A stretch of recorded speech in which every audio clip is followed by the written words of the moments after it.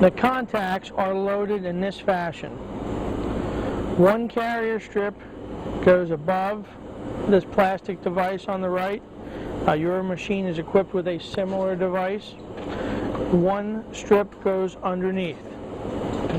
We load the bottom carrier strip first. That is typically the reel closest to the operator. The carrier strip needs to be cut clean. It is inserted so that it travels across the spikes wheel in the escapement area. We lift up the right side stop, and we'll slide the contacts in just about an inch. We then simultaneously feed in the other carrier strip. It's a little tricky, but after one or two times of feeding, it becomes an easy process. You then feed the contacts straight through the machine. The carrier strips themselves go under this blade that you can see here. We will feed the strips in so that they're almost all the way across the machine as shown. I will then position the right side stop, and you want to have that so that the locating pins pierce through the holes in the carrier strip.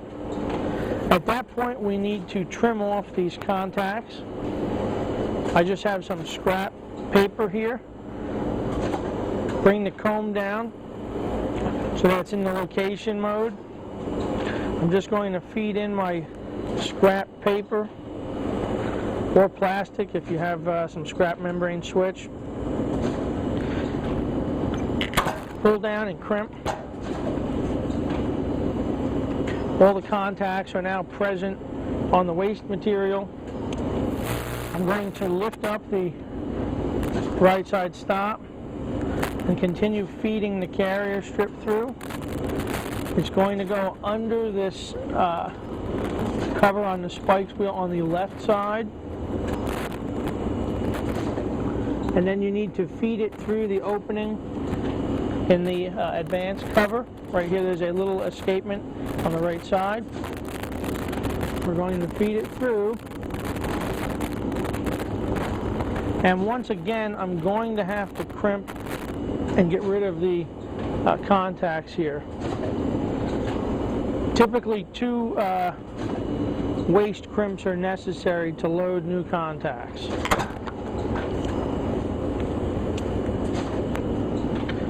I'll continue feeding.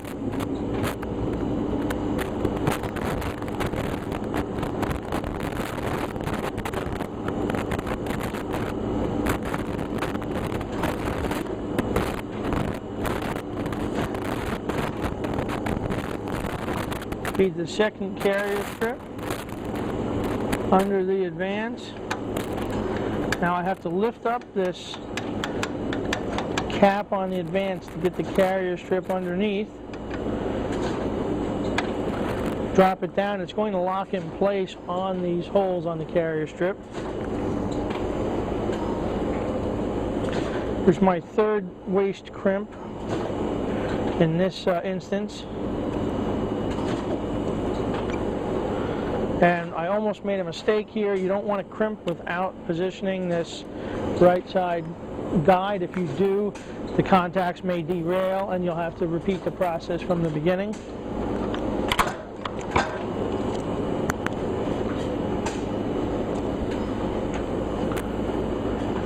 Now that my contacts are under my advance mechanism, I'm going to advance the contacts using this device.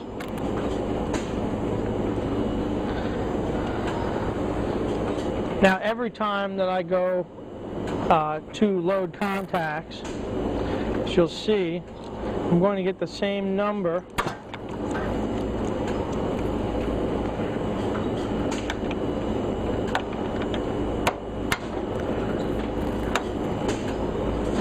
I've just got the same number as the previous load.